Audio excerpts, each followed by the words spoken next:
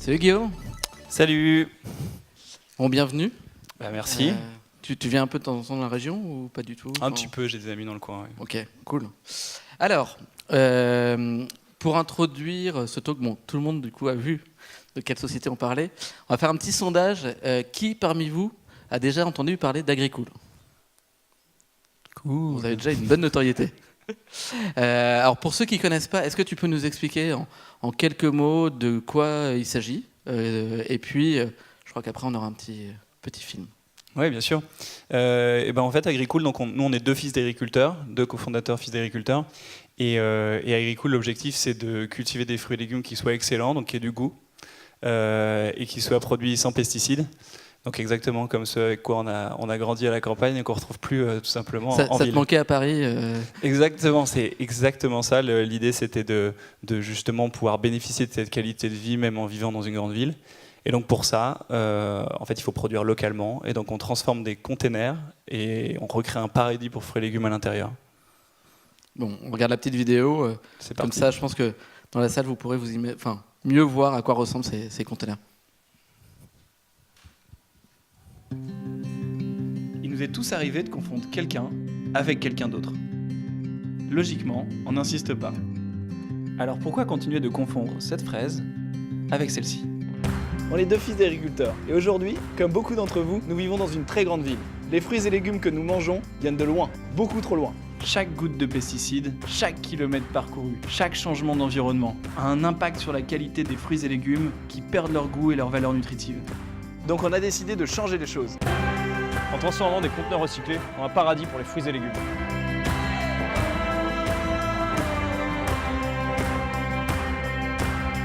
Nous sommes 120 fois plus productifs que l'agriculture en pleine terre, nous utilisons 90% moins d'eau et de nutriments, et uniquement des énergies renouvelables, et nous cultivons sans pesticides et sans OGM. Notre volonté, retrouver un goût exceptionnel dans tous les fruits et légumes. Et nous produisons partout, même en ville. On devrait tous avoir accès à des fruits et légumes excellents, sans pesticides.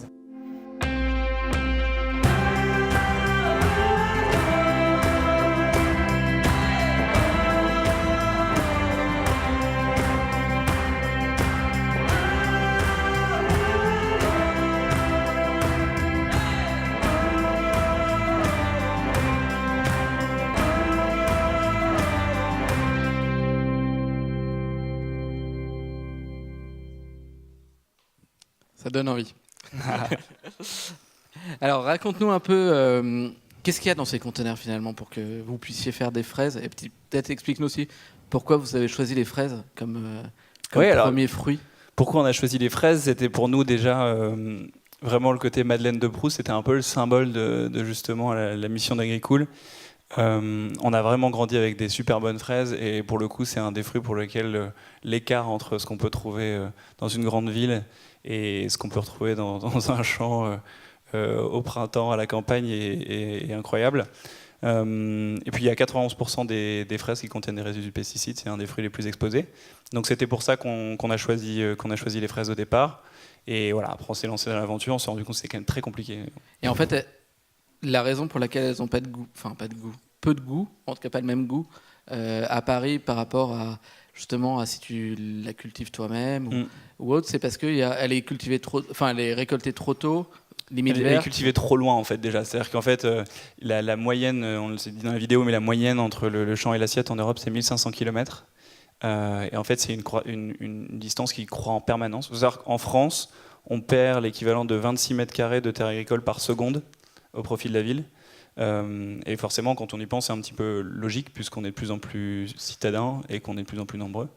Mais du coup, ça engendre tout simplement qu'on va de plus en plus loin pour chercher nos fruits et légumes.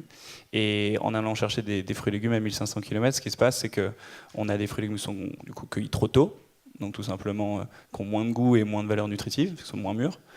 Et puis encore pire que ça, en fait, comme c'est finalement la logistique qui est plus complexe que le fait de faire pousser le fruit ou le légume, finalement on le conçoit pour être solide et plus pour être mangé.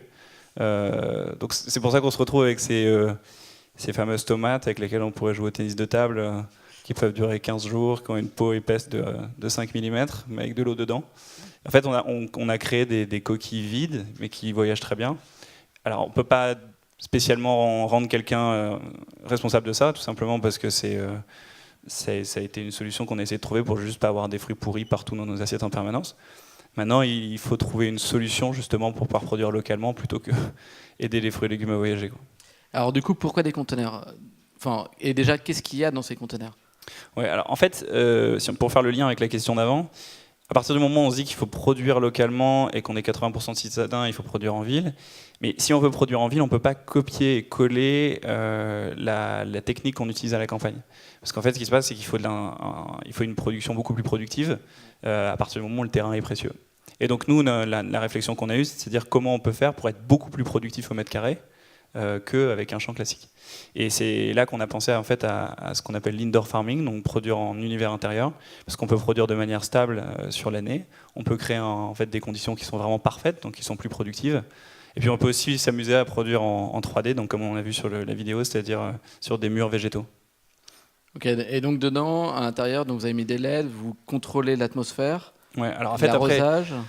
On a démarré, donc on a choisi le container parce que c'est une super brique de Lego, ça coûte pas très cher, on en trouve énormément des containers recyclés pour créer un environnement intérieur. Et donc à l'intérieur, donc on recrée l'ensemble des conditions. Donc les meilleurs, en fait, on a donc des murs végétaux, on a un circuit fermé d'irrigation avec l'eau et les nutriments.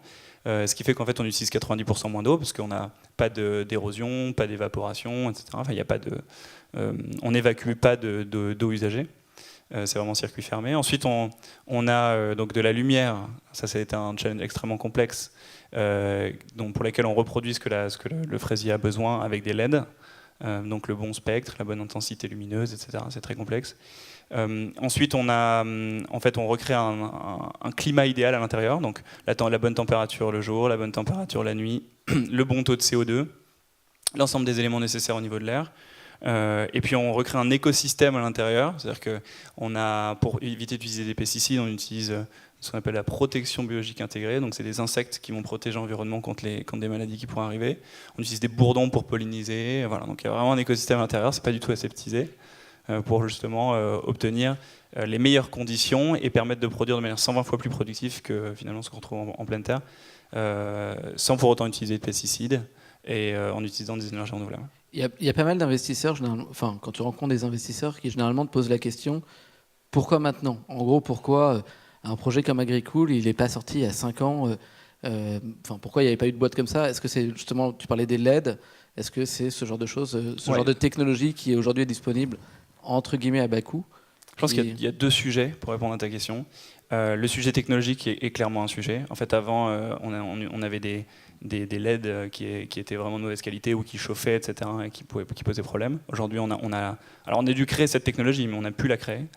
Et le deuxième sujet, c'est tout simplement qu'il y a en fait, c'est pas du tout intuitif de produire comme ça. Je veux dire, quand on regarde des fraises sous LED, etc., on n'a pas intuitivement pas forcément envie de les manger à la base. C'est logique. On peut pas se dire ah oui normal.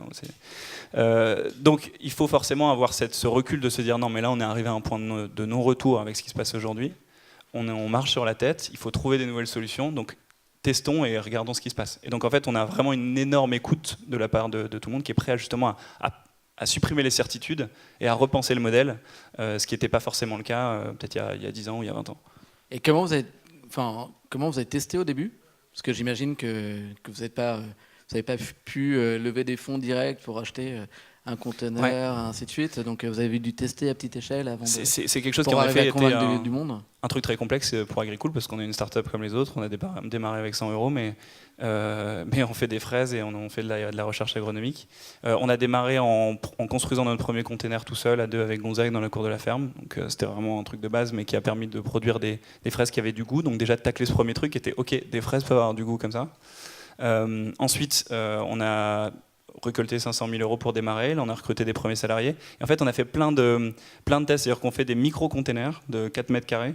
On les multiplie et on parallélise des tests. Donc, on supprime toutes les certitudes. On se dit, tiens, qu'est-ce qu'on peut faire comme température, comme humidité, comme variété, comme taux de CO2, comme lumière, etc. Et on récolte énormément de data et finalement, on prend des conclusions sur ce qui est mieux. Et on recrée un paradis pour des fraises qui potentiellement n'existent pas sur Terre, mais peu importe, c'est le paradis pour les fraises. Et du coup, donc vous avez testé une dizaine de fraises différentes. On a fait, on a fait plus de 400 000 mesures, par exemple, à la main, en 1 an et demi. On a fait plus de 300 tests de 3 mois cumulés. Donc on a fait énormément de tests, on a produit 6 containers, et on est passé l'année dernière de 2 à 35 personnes. Donc c'est vrai que beaucoup de croissance l'année dernière. Donc aujourd'hui, vous avez 6 containers. Voilà, on a multiplié le rendement par 40 en 1 an. Donc c'est pour montrer à quel point finalement on en est au tout début d'une vraie révolution. C'est assez impressionnant aujourd'hui de voir à quel point en fait ce qui au départ était vraiment un pari où honnêtement on voulait un peu s'amuser aussi et voir ce que ça pouvait donner, un enjeu aujourd'hui important, parce qu'en fait on ne peut plus imaginer, à partir du moment où aujourd'hui on a des barquettes de fraises qui sortent tous les jours avec du goût de ces containers, que ça ne représente pas justement une part significative de ce qu'on consomme dans les prochaines années. Et du coup, c'est combien de temps tu peux avoir 3 récoltes par an? Alors on peut faire entre 4 et 5 récoltes par an au niveau des fraises. Donc c'est ça en plus par rapport à une culture classique. On a même en plein hiver. Voilà, exactement, et sans avoir plus d'empreinte écologique, enfin d'empreinte carbone. Et justement, en fait, en ayant une empreinte extrêmement positive, parce que du coup, on relocalise tout ce qui est importé. Il y a plus de 75% des fraises qui sont importées d'Espagne ou du Maroc, et de manière à peu près stable sur l'année. Donc justement, il y a ce côté hyper sympa de se dire qu'on va pouvoir les produire sur place. Aujourd'hui, l'agriculture, le transport dans l'agriculture, etc., c'est un quart de l'empreinte carbone mondiale. Donc il y a un gros enjeu. Alors, parlons un peu de business model. Aujourd'hui, comment fonctionne Agricool du coup? C'est vous fournissez des conteneurs et vous trouvez des personnes. Aujourd'hui, on démarre avec des premiers containers qu'on gère 100% en interne. Parce que la grosse spécificité d'Agricool, c'est qu'on fait toute la chaîne. On fait de la R&D agronomique, on construit des containers, on pose des containers, on gère des containers, et on a une marque de fraises et on vend les fraises. Donc, full stack. Donc complètement full stack sur un marché des fruits et légumes qui est, je pense, un des marchés sur lesquels il y a plus d'intermédiaires. Donc il y a une typologie qui fait que du coup il faut maîtriser l'ensemble des éléments avant de commencer à justement les laisser faire par d'autres. Et ensuite ce qui va se passer, c'est que notre modèle économique, ça va être qu'on va créer ce qu'on appelle des cultivateurs, des indépendants qui vont produire dans des containers. Donc le container est parfaitement managé à distance, il n'y a aucune agronomie à faire à l'intérieur. Donc on a en fait tout simplement un container qu'on contrôle au niveau des LED, du temps de la température, du climat, vous avez plein de capteurs. Il y a des capteurs partout. En fait, on peut rien faire directement dedans au niveau du container, à part planter et récolter. Ce qui va du coup être le job du cultivateur qui va planter, qui va récolter. Donc lui, il n'a pas besoin d'avoir énormément d'être un spécialiste là-dessus. Oui, tout à fait. C'est le gros point en fait, c'est qu'on va du coup permettre de rendre accessible le job de producteur à énormément de monde, avec une qualité de fruits et légumes excellente à la fin.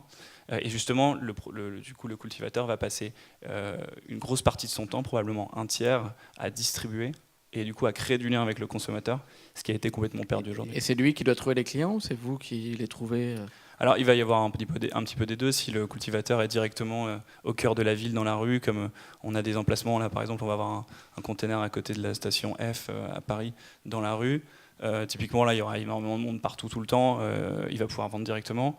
Maintenant on va nous aussi évidemment avoir un job à justement négocier des contrats avec des distributeurs, etc.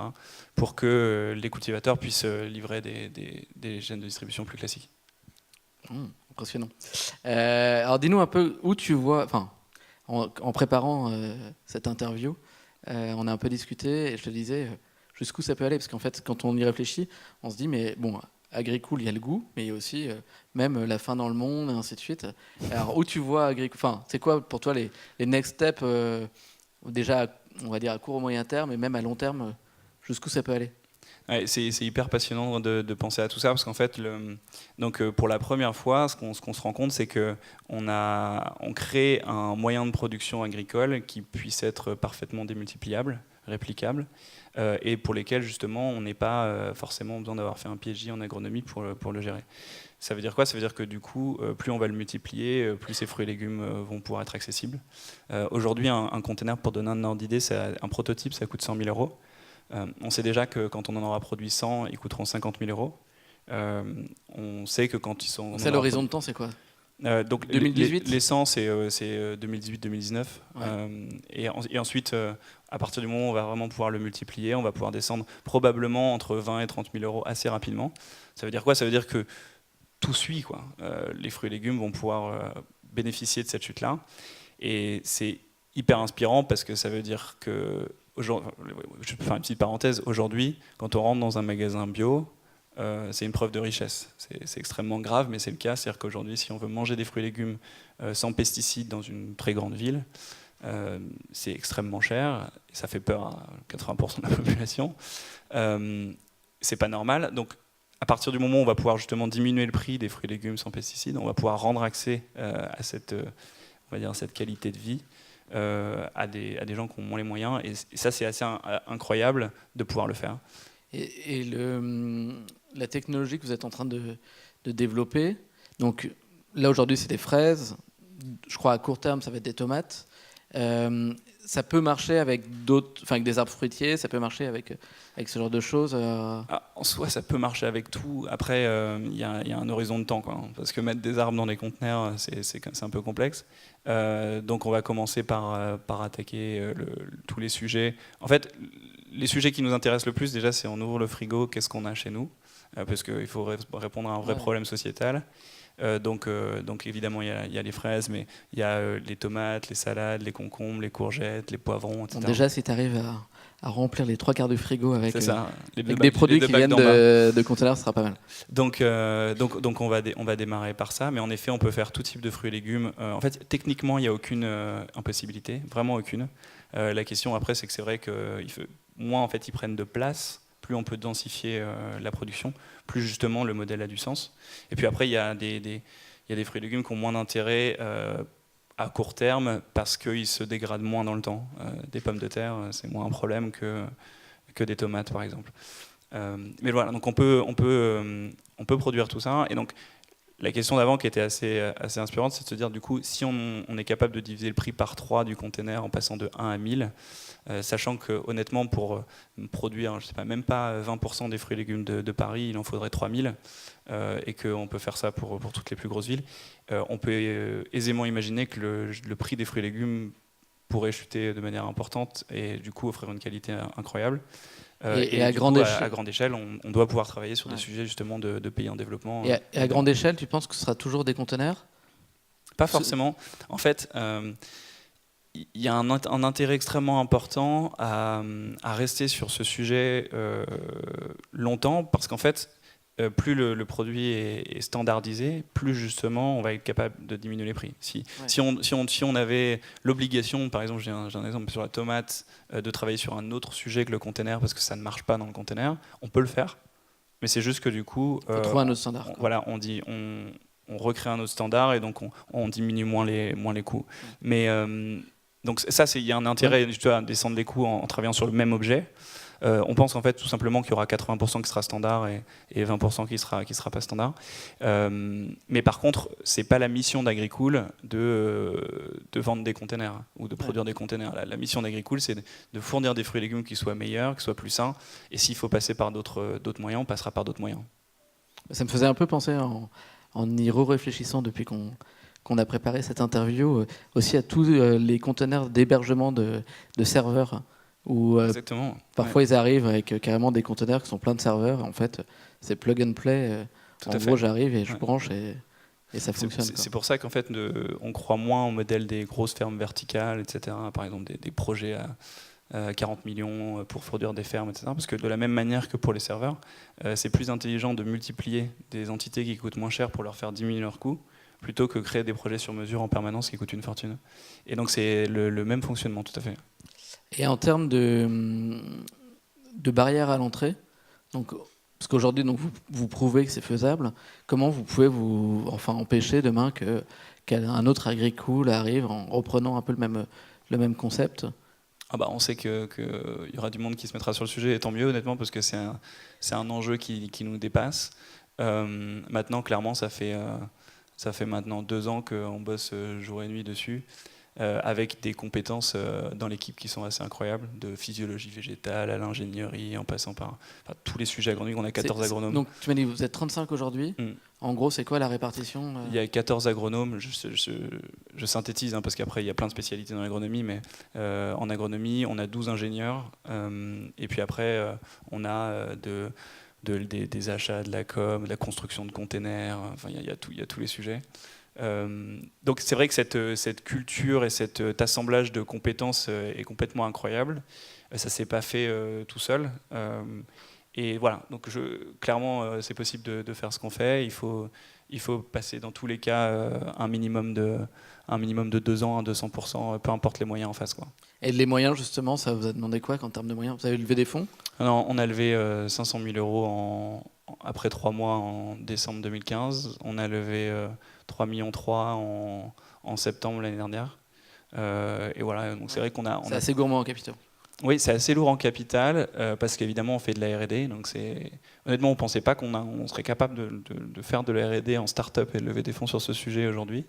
Parce que clairement, la première levée de fonds, c'était OK, bon, on doit faire de la R&D, on a besoin de 3 millions. Et on fera que de la R&D, hein, on ne faudra rien. Et ça s'est bien passé. Et en fait, je pense que c'est l'enjeu qui dépasse tout le monde. Clairement, on touche quelque chose qui est la taille de incroyable. marché est énorme. Il n'y en a même pas en fait de taille. Ouais, mais et voilà, on sait qu'il y a quelque chose d'assez incroyable à construire. Donc on a peu de soucis de capital, honnêtement. Alors, petit challenge. Est-ce que l'année prochaine, quand tu reviens ici, est-ce que sur là où il y a les food trucks aujourd'hui, est-ce qu'il y a un conteneur agri-cool et on pourra manger des fraises C'est possible, tout à fait. On pourra en reparler avec plaisir. Avec plaisir. Qui est pour? Bon, ça marche bien. Il nous reste du temps ou pas? Il nous reste plein de temps en fait. Cool. On prend quelques questions du public? Avec plaisir. Est-ce qu'il y a quelques questions dans le public?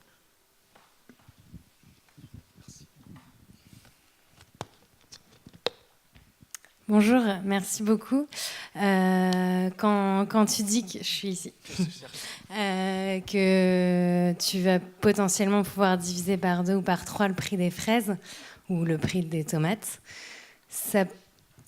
tout l'idée me plaît, mais je me dis quand même ça pose un petit souci vis-à-vis des paysans français qui cultivent des fraises en pleine terre et pour qui ça fera une grosse concurrence.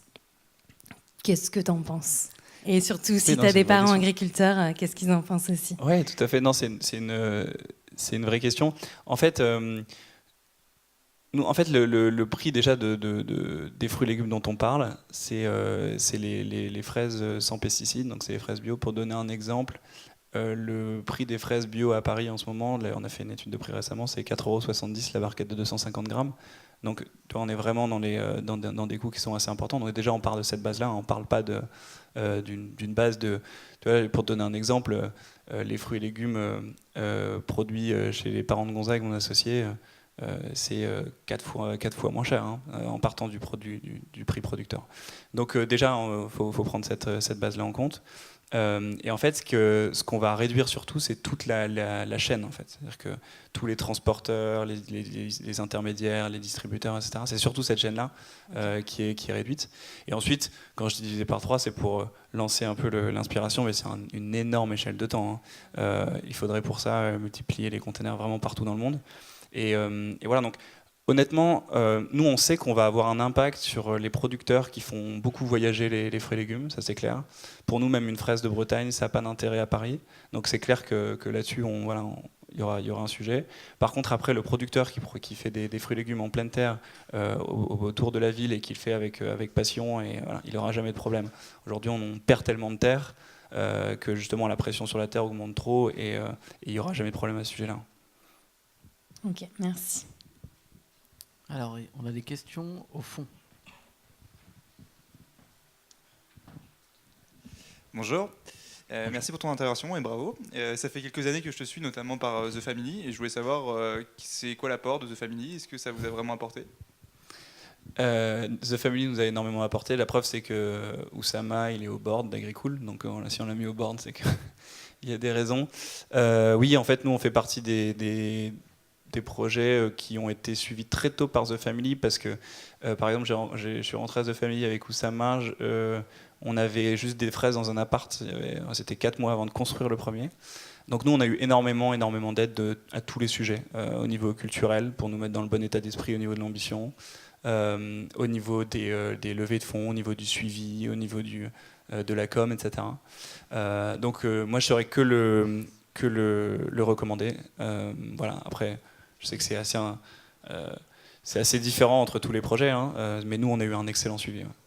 Alors, juste avant qu'on reprenne une autre question, petite question. Est-ce que, justement, dans le parcours jusqu'à présent que tu as eu avec Agricool, est-ce qu'il y a des choses où tu te dis, si je devais le refaire, je le ferais différemment? Je ne suis pas assez habitué aux conférences à ces questions. Ouais, ça peut être non. Oui, hein, ça si, peut être... ne pas recruter des gens en avance.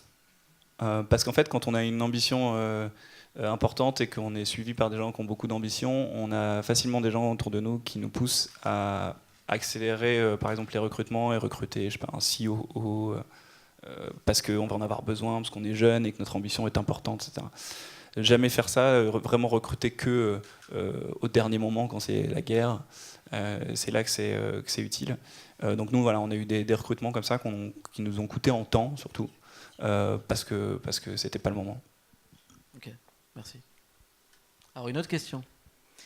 Bonjour, j'avais une question. Vous disiez que le but des cultivateurs à terme, c'était d'intégrer les produits au circuit classique. Est-ce que les villes ou de moyenne ou petite taille sont des clients dans un enjeu d'autosuffisance alimentaire pour peut-être faire cultiver des légumes qui ne peuvent pas être fruits et légumes qui ne peuvent pas être cultivés dans l'environnement immédiat de la ville? Oui, complètement. En fait, l'enjeu donc de mieux nourrir les villes dépasse vraiment tout le monde. Donc il y a tous les acteurs qui sont concernés. Donc là, moi, j'ai résumé le sujet en disant que voilà, il y a des cultivateurs et qu'on pouvait avoir des clients différents. Mais après, donc voilà, je sais que par exemple rien que sur la ville de Paris nous a déjà énormément aidé. On a des containers dans la rue, hein, à la place sur des places de livraison aujourd'hui. Donc on a énormément de support. Et évidemment, il peut y avoir du support en achetant les fruits et légumes pour la restauration collective, pour les écoles.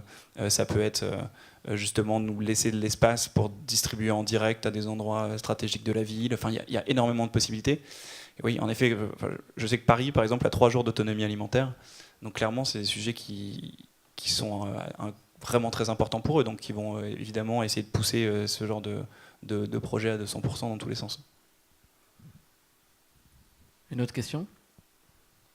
Tout d'abord, bravo pour ton projet, ce que tu mènes. C'est assez inspirant.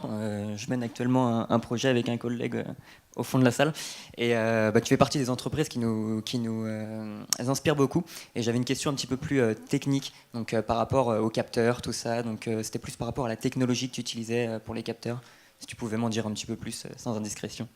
Alors c'est pas du tout mon sujet et on délègue très bien chez Agricool. Donc si tu veux, tu pourras envoie-moi plutôt un mail à guillaume@agricool.co et tu verras, on va tout détailler. Je te mettrai surtout en relation avec Will. Tu t'envoies les plans, il t'envoie tout. Je t'envoie tout. Je fais un. Est-ce qu'il y a une autre question? Ouais, devant.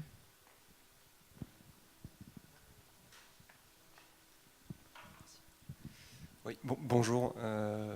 Qu'est-ce qui t'a fait choisir, vous a fait choisir un conteneur plutôt qu'une serre intelligente qu'on peut en voir avec des initiatives comme MyFood Complètement. Voilà. En fait, nous, à chaque fois qu'on a un compromis à faire entre finalement l'expérience qu'on peut donner par exemple aux personnes qui cultivent, etc., ou la productivité, parce qu'il y a plein de moments où on doit choisir quelque chose, on choisit toujours la productivité parce que notre objectif c'est d'être accessible. Donc ça veut dire quoi? Ça veut dire que par exemple sur le container, si on voulait mettre une serre au-dessus et utiliser la lumière naturelle uniquement, il faudrait produire de manière horizontale, parce que si tu produis de manière verticale et que tu densifies, ceux qui sont en dessous ils n'ont plus de lumière. Donc en fait, nous, on a trouvé plus intelligent de travailler en vertical avec des LED pour mettre justement 3600 plants dans le container plutôt qu'à peu près la moitié. Et par contre, utiliser de l'énergie renouvelable pour fournir ça, parce que ça nous permet d'avoir une productivité beaucoup plus importante et donc de diminuer les coûts et donc de diminuer à terme le prix de vente des fruits et légumes sans pesticides. Mais c'est pas une comparaison. Voilà. C'est par exemple un projet comme MyFood a comme intérêt aussi de permettre à des gens d'avoir un potager et de produire et d'avoir cette satisfaction de produire directement chez eux, etc. Ce qui est différent. C'est pas une cible comment? terme pour vous en fait? Est-ce que c'est pas une cible à terme pour vous? Non, vraiment, nous, je pense que voilà, l'agriculture et le renouveau de l'agriculture va avoir besoin de plein de projets complémentaires. Nous, on a vraiment comme objectif de créer une solution agricole qui vraiment ait un sens profond en termes de coût et de qualité. Donc c'est sûr, dès qu'on a un compromis à faire, on le fait dans ce sens-là. Ouais. Bon, Guillaume, un grand merci. Et merci puis, bonne continuation. Et surtout, on a hâte de goûter les fraises l'année prochaine. Avec plaisir. À bientôt. Merci beaucoup.